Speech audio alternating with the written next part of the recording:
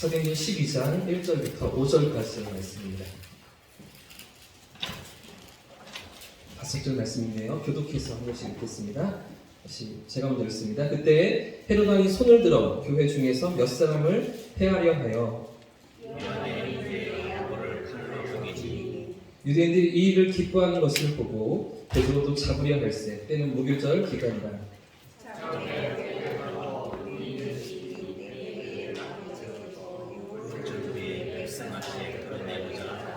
같이 읽겠습니다. 이에 베드로는 옥에 갇혔고 교회는 그를 위하여 간절히 하나님께 기도하라. 아멘. 할렐루야. 할렐루야. 이방도 우리 주님이 우리 가운데 함께 하실 줄 믿습니다. 한 주간도 평안하셨습니까? 옆에 계신 분들과 이렇게 인사해 보겠습니다. 3월의 마지막 밤에 뵈니 더 아름다우십니다. 노래하겠습니다. 3월의 마지막 밤에 뵈니 더 멋지십니다.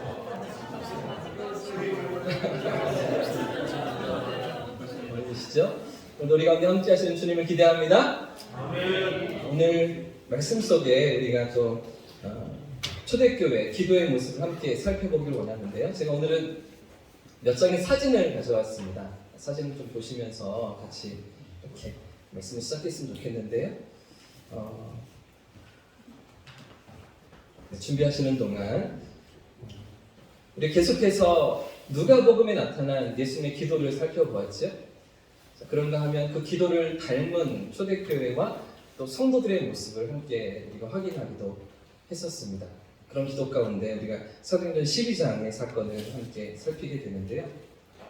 사실 이 본문은 상당히 조금은 오해도 많고 또 어려움도 많고 또 여러 가지 또 생각들을 갖게 하는 그런 본문이 아닌가 싶습니다. 오늘 말씀 가운데 또 우리의 고민이 해결되고 또 우리가 향하신 하나님의 뜻을 발견하는 그런 시간이 되었으면 참 좋겠는데요. 사진이 또 준비되면 보시고요. 한 천재가 있었습니다. 사진 기사도 있고 여기 있네요. 또 보여주십시오. 지금 색동 저고리를 입고 그리고서 미적분을 풀고 있는 어린 아기는 아니고 그죠? 어린 소년? 한 3살, 4살 되는 그런 소년이죠. 이 3살 때 미적분을 풀었다고 합니다. 5살 때 5개 국어를 했는데요. 영어, 독일어, 프랑스어, 일본어, 스페인어까지 5개 국어를 했던 그런 사람입니다. 7살이 되자 미국 콜로라도 주립대학에서 석박사 과정으로 초청을 받아 입학을 하게 되고요. 8살 때는 미국 항공우주국 나사에 입사하게 되었습니다. 5년 동안 연구원으로 활동하게 됩니다. 사진 하나 넘겨주십시오. 다음 장면 보시면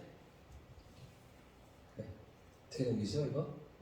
다음 장면 넘기셔도 있습니다. 이렇게 어른들 틈바구니 공부하는 소년의 모습 보이세요? 조금 흑백 사진이니까 조금 시간이 지났겠죠?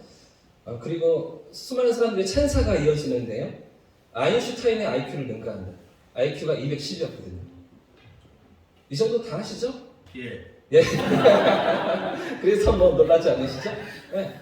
세계 최고의 그런 천재. 이 세상에서 가장 머리가 좋은 소년이 한국에서 태어났다. 이런 관심들이 폭발했던 세계 최고의 지능지수 보유자. 이런 사람입니다. 이 사람의 이름은 김웅용이라는 사람이었습니다. 근데 이 아이에게 닥친 시련이 그렇게 오래 걸리지가 않았죠. 외로움이라는 감정이 이 사람을 엄습해 왔습니다. 한국인은커녕 동양 사람도 찾기 힘든 그 타국에서 자신을 향한 세상의 과도한 관심이 이 천재 소년의 어깨를 짓눌렀습니다. 그렇게 5년 만에 연구원 생활을 나사에서 마치고 한국으로 돌아오게 되는데요. 이 사람은 그런 상황 속에서도 그래도 다시 이 실패를 딛고 한국 천문학에 기여하겠다 이런 포부를 가지고 1978년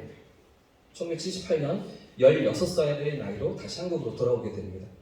자, 근데 돌아온 이 사람에게 어떤 일들이 기다리고 있었을까요? 또 다른 장벽이 기다리고 있었습니다.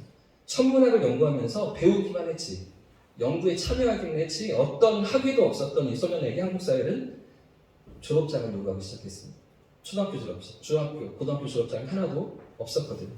그는 어떤 연구소에서도 받아들여지지 못했습니다. 그리고 세상에서 가장 지능이 높았던 이 소년은 결국 초등학교 검정고시, 중학교 검정고시, 고등학교 검정고시를 치르면서 이 사회에 적응해야만 했습니다. 실패한 천재라는 그런 낙인과 함께. 넘겨주십시오. 또 이런 사진도 있습니다. 많은 교수님들 틈바구니에서 수학 문제를 풀고 있는 그런 장면인데요.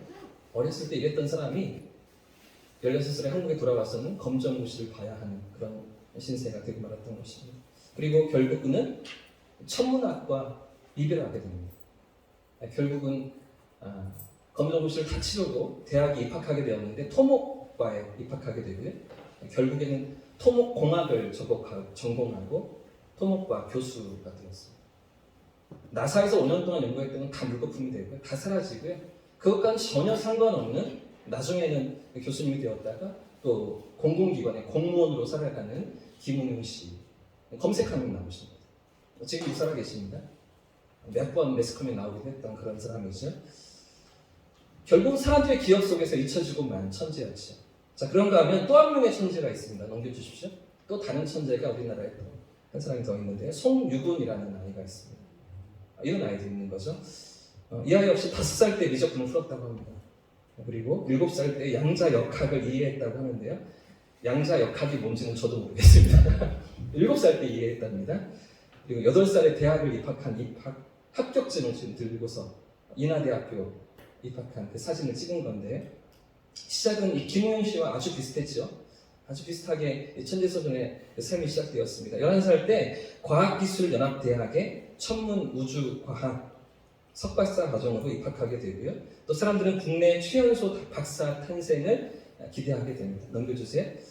자, 그런데 얼마 지나지 않아서 이 소년에게도 실망스러운 소식이 전해집니다. 이 박사 과정에 들어갔는데 그가 해외 학술 저널에 투고했던 논문이 표절로 판명되면서 논문이 취소됐던 것이죠. 그가 연구했던 게 다 거짓이다. 이런 논란이 일어났던 겁니다. 사람들은 또 한 번 천재의 몰락을 걱정하기 시작합니다.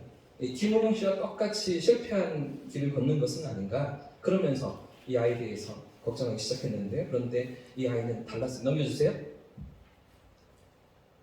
11살 때 이렇게 대학원에 입학하고, 또 넘겨주세요. 하나만 더 넘겨볼게요. 표절 논란이 이렇게 있었습니다.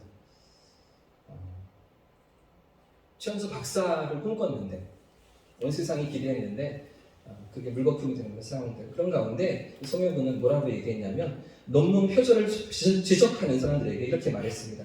과거 지도교수의 논문을 발전시키는 과정에서 인용 문구를 넣지 않아 표절 논란이 생긴 것뿐이다. 나는 세상으로부터 인정을 받기 위해서 그래서 우주를 연구하는 것이 아니라 그저 밤하늘이 좋아서, 천체 물리학이 좋아서 이 길을 선택한 것이다. 이렇게 말하며 세상의 시선에는 아랑곳하지 않고 자신의 길을 꾸준히 걸어갑니다. 이 표절 논란이 있었는데 그 다음에 어떤 행보를 보이냐면, 일본의 국립천문대에서 또 초대를 받아서 연구를 계속 이어가게 되었죠. 두 사람이 비슷한 인생인 것 같습니다. 이 친구도 IQ가 187이었습니다. 놀라지 않으시네요. 나중에 그 정도 한다는 거죠. 근데 전혀 다른 결말을 보이고 있지 않습니까? 한 사람은 전혀 천문학과 상관없는 인생의 자리에 서 있고요. 또 한 친구는 여전히 그 길로 나아가고 있는 비슷한 인생인 것 같은데, 왜 전혀 다른 방향으로 두 사람이 나아가는 것일까요? 왜 이런 다른 결말이 나타나는 것입니까? 이 두 사람의 환경이 달랐기 때문이 아닌가 싶습니다. 저는 이 두 사람이 처해 있는 그 환경, 그 상황이 너무나 달랐던 것이죠. 김웅용 씨는 타국에 가면서 전혀 부모의 손길이 미치지 못했습니다. 지독한 외로움과 싸워야 했던 것이죠. 사진이 더 하나 있는데요. 보십시오. 나중에 이렇게 어른이 되셔서 현재 모습입니다. 몇 년 전 모습인데요. 그것은 언제나 타인이었다. 아무도 나를 환영해 주지 않았다.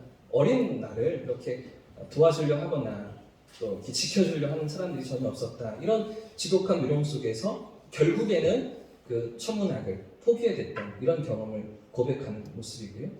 그런가 하면 송유근 이 친구는 그 곁에 가족들이 있던 거죠. 하나 더 넘겨주세요.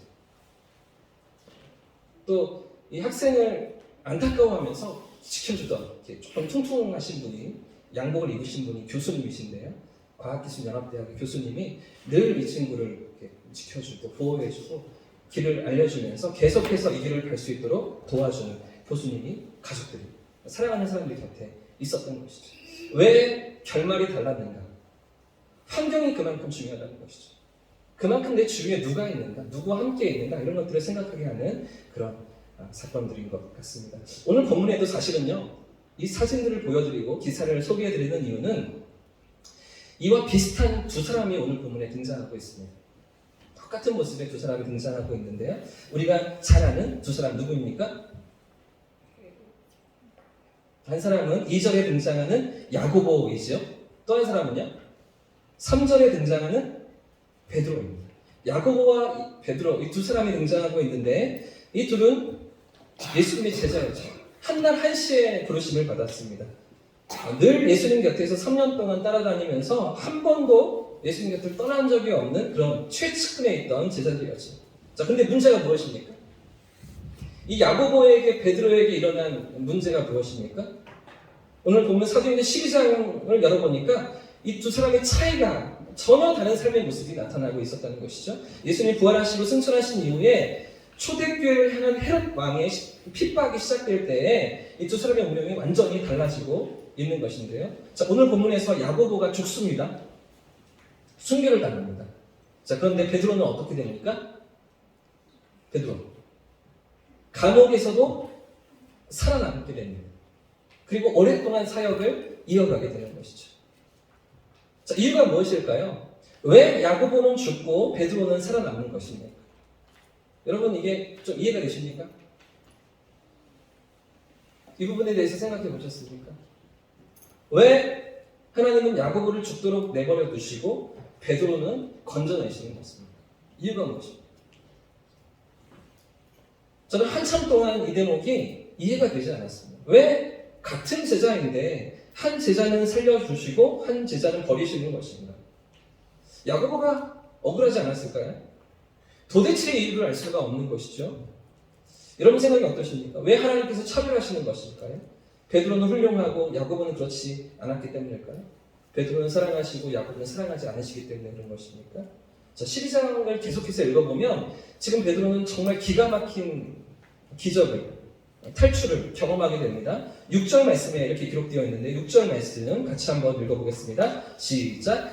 헤롯이 잡아내려고 하는 그 전날 밤에 베드로가 두 군인 틈에서 두 쇠사슬에 매어 누워 자는데 파수꾼들이 문 밖에서 목을 지키더니, 자, 헤롯이 잡아내려고 하는 그 전날 밤입니다.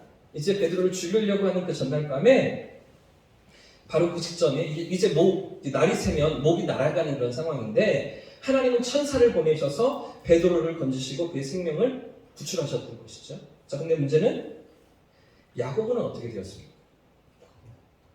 베드로는 이런 놀라운 하나님의 건지심을 경험하는데 야고보에게는 어떤 일이 일어나고 있습니까? 며칠 전에 이미 죽었습니다. 이미 세상을 떠나고 없는 것이죠. 그때는 왜 천사를 보내지 않으셨을까요? 그때는 왜 하나님 야고보에게 도움의 손길을 내미지 않으셨던 것입니까? 왜 하나님 베드로만 살리시고 야고보는 순교하게 내버려 두셨던 것입니까? 자, 그런가 하면 오늘 우리가 또 하나 주의해서 살펴봐야 하는 것은 베드로를 위해서 예루살렘 교회가 함께 기도하고 있었다는 부분인데요. 5절 말씀도 같이 읽어보겠습니다. 5절 말씀 시작! 이에 베드로는 옥에 갇혔고 교회는 그를 위하여 간절히 기도하더라. 아멘. 지금 예루살렘 교회가 누구를 위해서 기도하고 있다고요? 베드로를 위해서 기도하고 있죠. 베드로의 구출을 위해서 간절히 기도하고 있는 초대교회의 모습입니다. 그런데 왜 본문에는 야고보를 위한 기도는 없을까요? 왜 초대교회 성도들이 야고보를 위해서 기도했다는 대목은 12장에 등장하지 않는 것입니까? 힌트는 3절에 있습니다. 그 이유는 3절 말씀입니다. 2절과 3절을 한 번 더 읽겠습니다. 2절과 3절 시작! 요한의 형제 야고보를 칼로 죽이니 유대인들이 이 일을 기뻐하는 것을 보고 베드로도 잡으려 할세 때는 무교절 기간이라. 어디에 힌트가 있을까요? 어디에 힌트가 있는 것 같으십니까? 무교절 기간이라. 그렇습니다. 무교절에 여기에 힌트가 있는 것이죠. 먼저 야고보가 헤롯의 손에 붙잡혀갔습니다. 본문에 등장하는 이 헤롯은 헤롯 아그리파 1세입니다. 헤롯 아그리파 1세. 그러니까 어린 아기 예수님을 죽이려고 해서 그 2살 미만의 아이들을 다 죽였던 헤롯 대왕이 있지 않습니까? 헤롯 대왕이 할아버지고요. 그 손자가 바로 지금 등장하는 헤롯 아그리파 1세입니다. 다 헤롯 그러니까 헤롯 왕이 똑같은 사람이 아니라 지금 사람이 바뀌고 있습니다. 헤롯 대왕이 예수님 탄생할 때 그런 악한 임금이었고요. 자, 그리고 세례 요한을 목을 쳐서 죽였던 소반에 담았던 헤롯이 있죠. 헤롯 안티파스가 있습니다. 그런 헤롯 대왕의 아들이고 헤롯 안티파스의 조카가 바로 오늘 등장하는 헤롯 아그리파 1세입니다.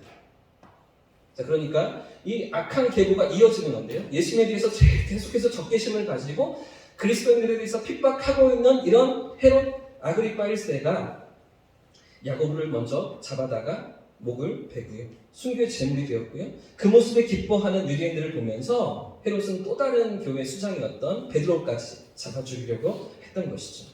자, 근데 그때가 언제였다고요? 자, 6월절이 지나고 일주일 동안 지키는 무교절 기간이었습니다.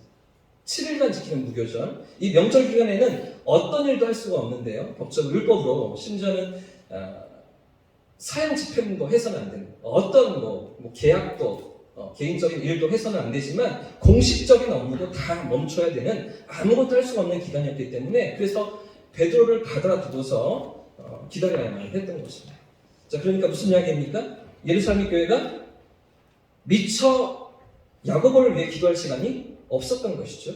갑자기 야고보가 잡혀가고 성도들이 염려하고 당황스러워하고 있는데 그런 중에 청천벽력처럼 야고보가 순교의 제물이 먼저 되었던 것입니다. 자, 그런데 이런 비통한 상황 속에 또다시 누가 잡혀갔습니까? 베드로까지 잡혀가고 있는 것이죠. 이제 베드로의 차례인 것입니다. 예루살렘 리더들은 차례차례 사라지면서 교회가 완전히 사라져 버릴 수 있는 위기를 직면하고 있었던 것이죠. 자, 이런 가운데 교회가 기도하는 것인데요. 5절 말씀을 다시 보시면 5절 말씀 제가 읽겠습니다. 이에 베드로는 옥에 갇혔고 교회는 그를 위하여 간절히 하나님께 기도하더라. 자, 이런 상황 가운데 교회가 기도하는 것입니다. 이런 아주 위기 속에서 초대교회가 함께 기도하며 간절히 기도하는 그런 하나님 앞으로 나아가고 있는 장면인데요. 자, 그런데 이렇게 함께 모여서 기도하던 성도들의 마음 가운데 어떤 생각이 있었을까요?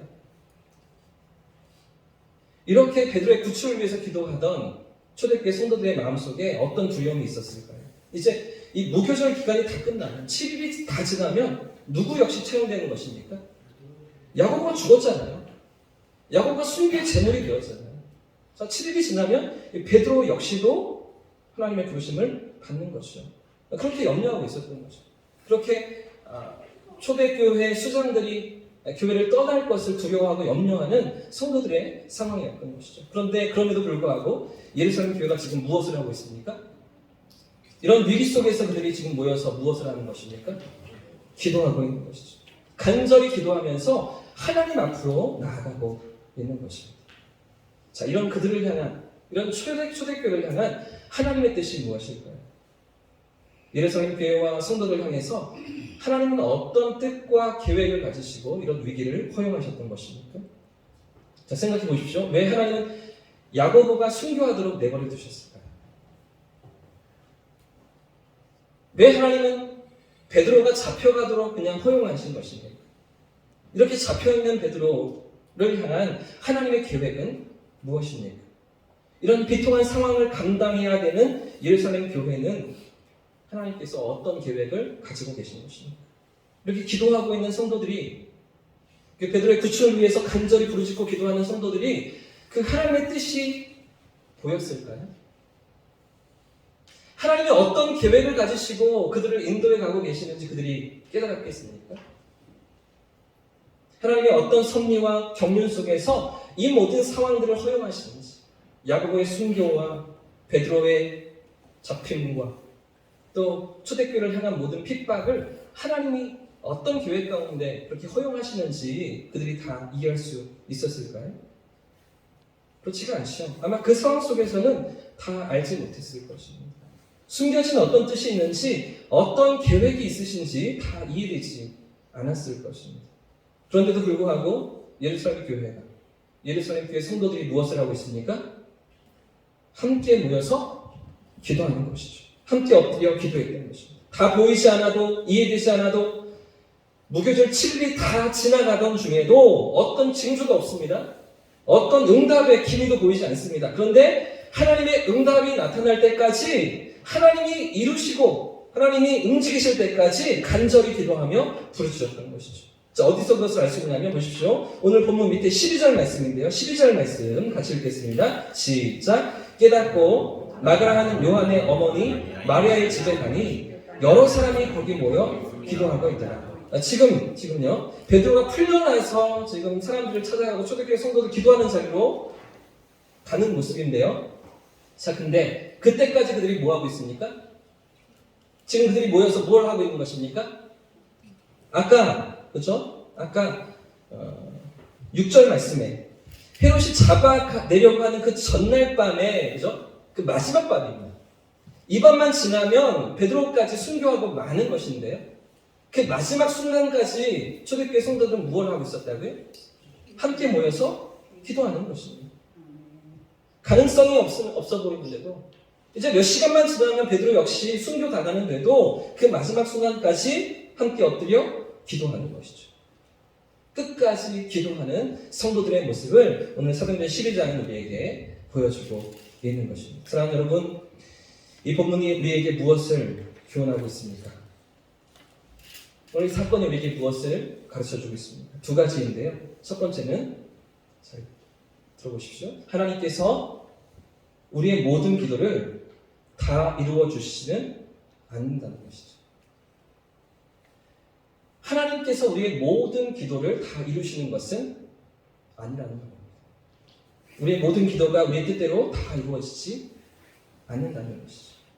하나님께서 우리를 사랑하시죠. 할렐루야. 하나님 우리를 사랑하십니다. 하나님 우리의 기도에 응답하기를 원하십니다. 할렐루야. 그런데 우리가 기도하는 대로 다 모든 것을 이루어 주시지는 않는다는 것이죠. 하나님 그분의 주권 속에서 우리의 생각보다 크신 섭리 속에서 우리의 기도를 이루어 주시며 응답하실 때도 있지만 때로는 이루어 주시지 않으심으로써 응답하시는 하나님이시라는 사실이죠. 이해가 되십니까? 하나님의 응답이 무조건 오케이가 아니라 하나님이 분명히 우리의 기도에 응답하시는데 그 응답은 이루어 주시기도 하지만 우리의 기도대로 다 이루어 주시기도 하지만 이루시지 않는 것으로도 응답하실 때가 있다는 것입니다. 아마 예루살렘 교회는 베드로만 아니라 야고보를 위해서도 기도했을 것입니다. 아마 야고보가 붙잡혀가고 짧은 시간이었겠지만 베드로를 위해 기도했던 것처럼 야고보를 위해서도 간절히 기도했을 것입니다. 그런데 야고보는 칼에 목이 베어졌죠. 이루어지지 않은 기도였던 것입니다. 그 기도는 하나님께서 이루어주지 않으셨습니다. 무언가 다른 뜻이 계셔서 사도들 중에 가장 첫 순교의 제물로 하나님이 야고보를 받으셨죠. 무슨 이야기입니까? 우리가 기도한다고 해서 다 이루어주시는 게 아니라는 것이죠. 이루어 주실 때도 있지만 때로는 이루시지 않음으로써 응답하시는 하나님이시라는 사실입니다. 그렇기 때문에 우리에게 필요한 것이 무엇입니까? 그렇기에 우리에게 필요한 기도의 자세가 무엇입니까? 응답될 때까지 기도하는 것이죠. 응답을 주실 때까지 간절히 기도해야 되는 것입니다. 왜 그렇습니까? 우리를 향한 하나님의 뜻이 이루시는 것인지 이루지 않는 것인지 우리가 모르기 때문이죠. 우리의 뜻이 하나님께서 이루시고자 하시는 그분의 뜻인지 아니면 거절하시는 뜻인지 우리가 다 알지 못하기 때문입니다. 예스라고 하실지 노라고 하실지 아니면 왜 기다리라고 하실지 어떤 응답이 찾아오실지 우리가 모르기 때문에 간절히 기도하며 기다려야 하는 것이죠. 하나님의 응답이 나타날 때까지 계속해서 기도하며 기다려야 하는 것입니다. 때로는 우리가 하나님이 응답하시지 않는 것 같은 긴 터널의 시간을 지나가기도 합니다. 하나님께서 과연 내 기도를 들으시는지, 내 형편을 아시는지, 응답이 없는 답답한 시간을 지나가기도 하는 것이죠. 그러나 그 속에 담겨있는 하나님의 마음이 무엇일까요? 하나님께서 응답을 미루실 때 우리를 향하신 하나님의 계획은 무엇일까요? 우리를 괜히 고생시키시고 골탕 먹이시며 괴롭게 하시는 것입니까? 우리를 힘들게 하시려고 방관해 두시는 것입니까? 그렇지가 않죠. 하나님 우리에게 주시고자 하시는 것이 무엇입니까? 정말 원하시는 것이 무엇인가? 기도 응답도 중요하지만 하나님이 원하시는 것은 주님과의 사귐인 것입니다. 할렐루야. 주님과의 친밀한 사귐 속으로 들어오기를 원하시는 것입니다. 기도의 응답이 이루어지는 것이 아니라 그 문제 속에서 하나님을 만나고 하나님과의 친밀한 사귐 속에서 깊은 교제가 일어날 수 있기를 우리 주님 원하시는 것이죠. 그저 문제만 해결되는 것이 아니라 그저 응답만 있으면 만사 오케이가 아니라 그 기도 속에서 하나님과의 친밀한 사귐이 우리에게 일어나기를 주님 원하시는 것입니다. 오늘 우리가 이런 기도로 나아갈 수 있기를 축복합니다. 우리의 뜻이 이루어지지 않을지라도 기도하는 것이죠. 내 뜻보다 크신 하나님을 바라보는 것입니다. 내가 기대하는 것보다, 내가 구했던 것보다 더 좋은 것으로, 더 선한 것으로 우리의 삶을 이끌어 가시는 하나님을 바라보면서 기도의 자리로 나아가는 것이죠. 뿐만 아니라 응답하실 때까지, 하나님께서 응답하실 때까지 간절히 기도하면서 주님과의 깊은 사귐 속으로 우리가 나아가야 하는 것이죠. 그래서 다 이해되지 않을 때에도, 다 헤아릴 수 없을 때에도 하나님을 신뢰하는 기도로 나아가는 그런 우리의 삶이기를 주님 원하시는 것입니다. 오늘 이 밤 우리의 기도가 이런 기도가 될 수 있기를 주님의 이름으로 축복합니다. 주님과의 친밀한 사귐을 누리는 하나님의 그 사랑 안에 우리의 삶이 있음을 기억하면서 우리의 모든 삶을 내어 맡기는 그런 기도가 될 수 있기를 주님의 이름으로 축복합니다. 말씀을 마무리하면서 아직 해결되지 않은 문제가 하나 있습니다.